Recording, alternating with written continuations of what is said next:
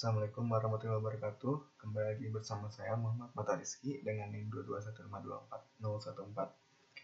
Di video kali ini saya akan menjelaskan tentang apa itu API, bagaimana behavior-nya, dan API testing tentunya. Nah, sebenarnya kita perlu tahu dulu itu apa itu API. Nah, jadi API itu merupakan singkatan dari Application Programming Interface. Yang simpelnya merupakan interface atau antarmuka yang memungkinkan sebuah software itu interaksi dengan software lainnya. Misalnya dengan komunikasi dengan server, mengambil data dari server atau mengubah data ke server. Nah, pertanyaannya apakah ini penting, apakah ini dibutuhkan gitu? Jawabannya kita bisa lihat di contoh dunia nyatanya. Nah, di sini ada contohnya, ada dua tokoh. Yang pertama ada customer dan chef. Customer ini kita gambarkan sebagai klien dan chef sebagai servernya gitu. Nah, di si customer ini dia akan memesan orderan kepada chef secara langsungnya gitu. Bisa saja customer melakukan order ke chef secara langsung, tapi ini bisa saja chef itu sedang melakukan kegiatan lain sehingga chef bisa terganggu, dan ini juga kurang scalable gitu. Misalnya gimana kalau misalnya ada 100 customer yang masuk ke dapur berbarengan gitu. Nah, solusinya seperti apa? Nah, solusinya menggunakan waiter atau pelayan. Nah, si pelayan ini merupakan API. Jadi fungsinya sebagai menjembatani dari customer dengan chef. Jadi customer akan menyampaikan pesannya, requestnya melalui waiter menyampaikan ke chef, dan begitu juga sebaliknya gitu. Chef menerima permintaan dari waiter, mengerjakan permintaannya, mengembalikan ke waiter, dan waiter akan mengembalikan hasil olahannya ke si customer. Dan untuk lebih jelasnya di sini, customer itu pengguna aplikasi atau klien atau user gitu. Dia duduk di meja dan melihat daftar menu. Lalu waiter seperti yang saya jelaskan tadi, yaitu API untuk menerima dan sebagai jembatan lah dari customer dan chef. Lalu chef itu sebagai developer atau backend yang menyediakan layanan gitu. Karena fitur menu itu atau buku itu merupakan request yang disediakan oleh si chefnya gitu. Nah, untuk contohnya seperti ini, seperti yang saya jelaskan. Nah, untuk tools yang digunakan, kita akan menggunakan Postman gitu. Tapi kita perlu tahu dulu gitu, apa itu Postman.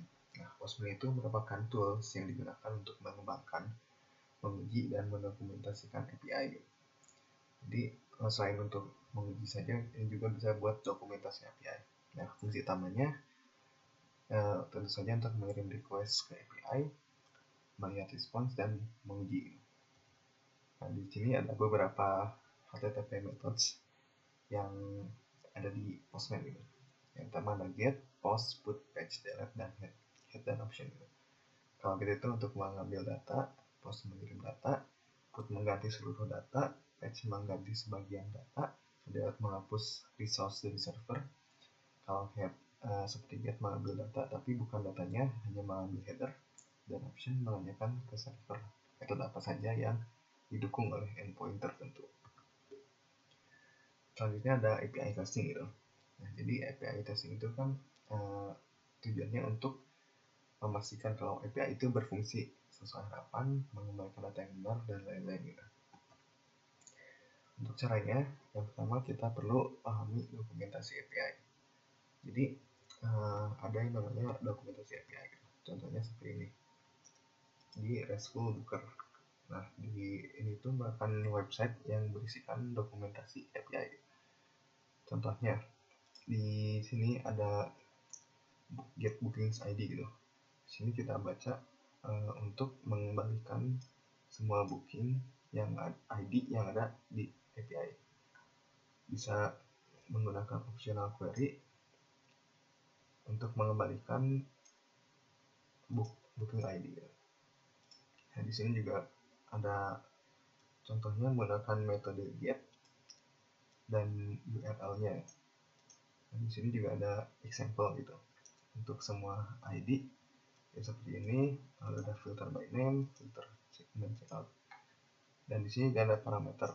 Nah, dalam membuat test case ini kita bisa melihat dokumentasi gitu. Jadi misalnya di sini ada parameter first name, last name, check in, check out gitu.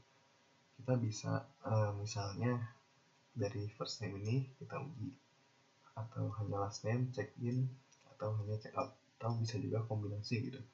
Misalnya kombinasi dari first name dan last name, first name dan check in dan sebagainya gitu. Nah, di sini juga ada dokumentasi sukses response-nya gitu, yaitu sukses 200 dengan mengembalikan objek di dalam objek itu merupakan array yang isinya booking ID gitu. Dan untuk contohnya seperti ini. Jadi ada objek isinya array berisikan booking ID. Saja kita perlu menyiapkan alat pengujian. Alat pengujiannya itu menggunakan Postman ya, seperti yang sudah dijelaskan tadi. Lalu membuat test case, dan membuat test case ini kita perlu pecah dulu gitu dari yang namanya matriks pengujian. Jadi matriks pengujian ini kita kan fokusnya ke black box itu. Jadi di black box ini kita fokus ke outputnya, sehingga dari matriks pengujian ini kita akan buat dulu per level gitu. Jadi level awal itu mencakup semuanya. Setelah level awal kita ke level 2 itu. Level 2 ini lebih ke mendetailkan dari level sebelumnya gitu. Begitu juga dengan level 3, sehingga semakin banyak level semakin detail dan semakin jelas gitu. Kita itu ingin menguji apa gitu. Misalnya di sini kita menguji first name dan last name dengan ID yang tidak terdaftar di sistem. Lalu ada yang tadi saya contohkan juga, misalnya kita bisa ngecek tanpa parameter, first name saja, check in saja, dan lain-lain.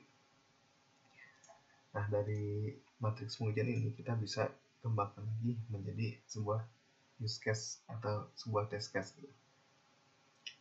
Kita bisa membuat expectation resultnya dan prosedur membuatnya seperti membuat test case. Saja setelah membuat test case kita bisa menjalankan test case dan verifikasi respons. Setelah dijalankan kan ada yang namanya response body. Kita perlu verifikasi apakah si responnya sesuai dengan expected dengan aktual resultnya itu sesuai atau tidak gitu. Lalu di sini ada di berbagai skenario. Maksudnya itu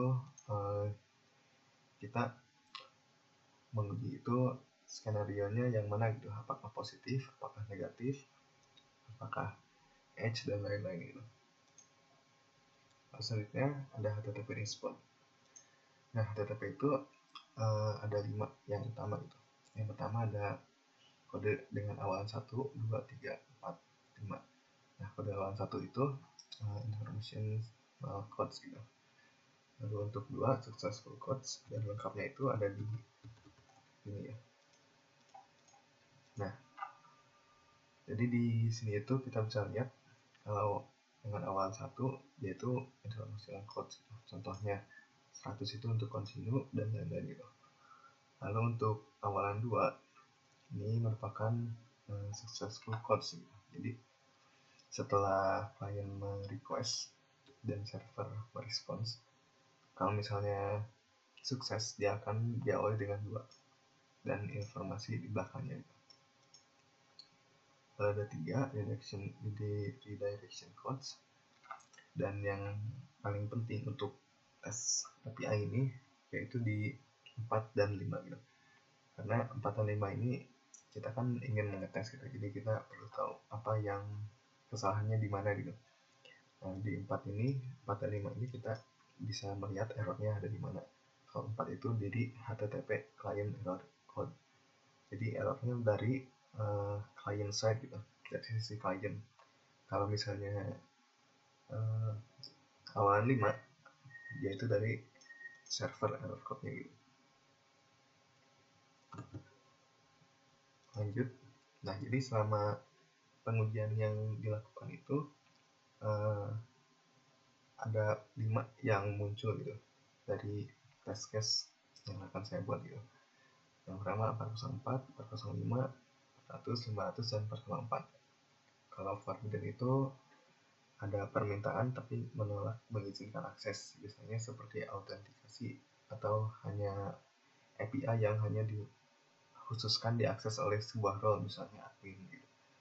Kalau 405 itu method error, misalnya harus navigate menjadi page, tapi bukan itu saja gitu. Misalnya kalau misalnya body yang ada yang missing juga bisa masuk ke 405 gitu. Lalu ada 400 requestnya tidak sesuai format, dan 500 dari server side gitu.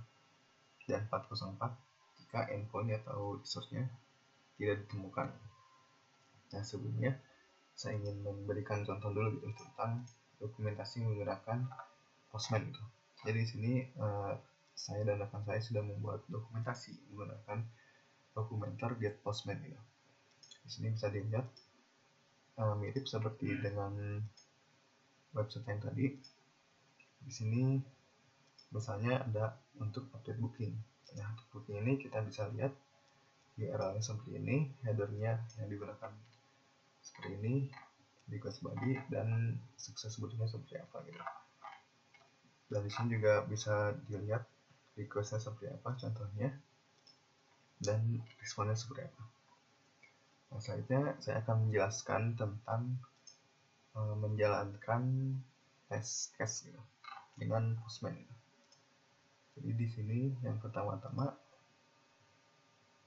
saya sudah membuat collection gitu. Jadi untuk membuat collection kita tambah collection, tujuannya untuk membuat menampung respon atau request. Dan di collection itu ada request itu isinya ada parameter, authorization, header, body, dan lain-lain gitu. Ada method, ada URL. Nah, pertama kita baca dulu dari si test case-nya gitu. Misalnya ini test case 1 menguji operasi tanpa otorisasi. Precondition-nya authorization-nya kosong. Jadi authorization-nya kosong. Nah, authorization-nya kosong, lalu test procedure-nya firing ke API ini dengan metode page. Dan sini sudah menggunakan metode page, dan hasilnya adalah 403 forbidden. Dan di sini kita bisa lihat kalau expected-nya itu sama dengan si actualnya sama dengan expected gitu, maka tes ini pas gitu. Lalu selanjutnya di tes 2 misalnya precondition-nya sekarang dia punya token gitu. Nah, untuk tokennya itu dia gunakan authorization basic out. Nah, untuk authorization itu seperti ini ya. Jadi dia pakai header authorization dengan basic out gitu. Basic out. Dan kita lihat di sini menggunakan header gitu. Jadi di headernya kita masukkan key authentication dan value-nya basic.